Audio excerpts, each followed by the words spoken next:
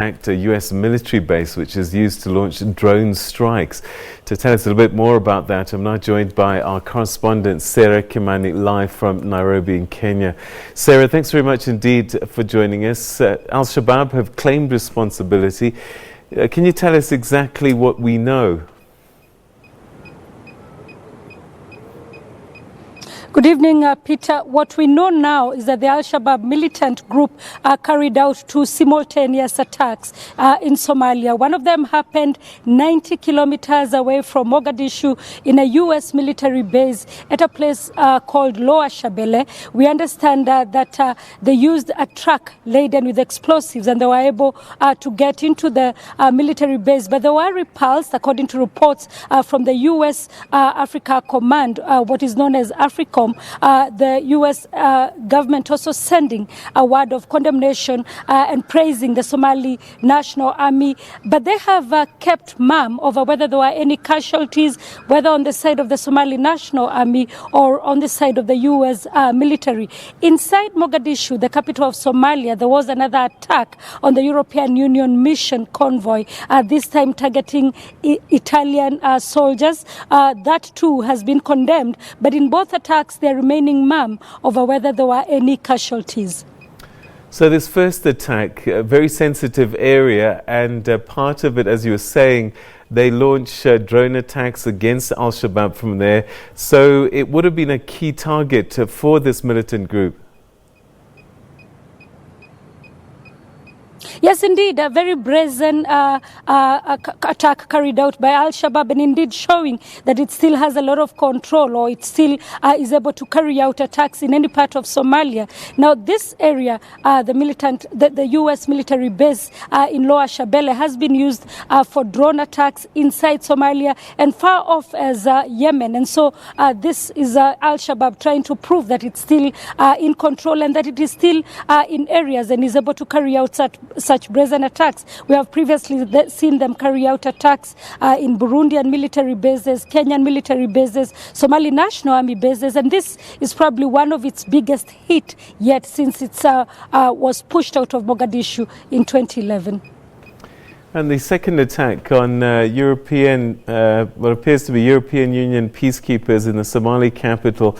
No reason as yet as to perhaps why they were targeted in particular. And we believe that they didn't hit their target as planned, but maybe a Somali may have been injured in the process. Yes, indeed, they hit their target, and we understand that the armored vehicle that they hit was completely destroyed, at least at the front. And we also understand that there have maybe some civilians who are injured in that attack. What the Al-Shabaab militant group is trying to send is a message that they still can be able to carry out attacks, whether inside the capital Mogadishu, where they were pushed out, or outside of Mogadishu in areas like al-Shabab, some of the areas where they have been in control for some time. But they're also sending a message that they want any foreign troops out of their country. We have seen them in attacks that they have carried out in Kenya, calling Kenyan troops invaders and asking them to leave Somalia. So even in this case, even though the Al-Shabaab has not yet given the reason for carrying out the attacks on the U.S. soldiers and also on the European Union soldiers, it would be the same message that they do not want any foreign troops on the Somali soil. How much do we know about where Shabab is based and where their stronghold is? And, I'm reminded of what happened in Kenya just earlier this year, that brazen attack that they launched. In neighboring Kenya, there's still a fear as well about Shabab. Yes, indeed. And this weekend, the Kenyan government, through the National Police Service, issued an alert indicating that there are at least 8 known Al-Shabaab militants who are in the country. And they believe that they may carry out attacks in the coast region of Kenya. Now, the tourist high season is just getting underway in this country. We expect that domestic tourism is going to pick up from now on towards end of December. Schools are closing here. We expect that there will be an influx of domestic tourists into Mombasa. It's also quite a sunny season, so we also expect that there will be a lot of European tourists coming into the coast of the country. And so the Kenyan police saying that they are on high alert in hotels and resorts and also public places in Mombasa and the coast of Kenya, where they believe the Al-Shabaab militant group may try to carry out attacks. But indeed, the whole region has been on high alert. Countries like Uganda have been attacked there before. They still have troops inside Somalia. And so everybody is now wary, considering this brazen attack happened at a time when people are beginning to relax and think that they have been able to contain the militant group.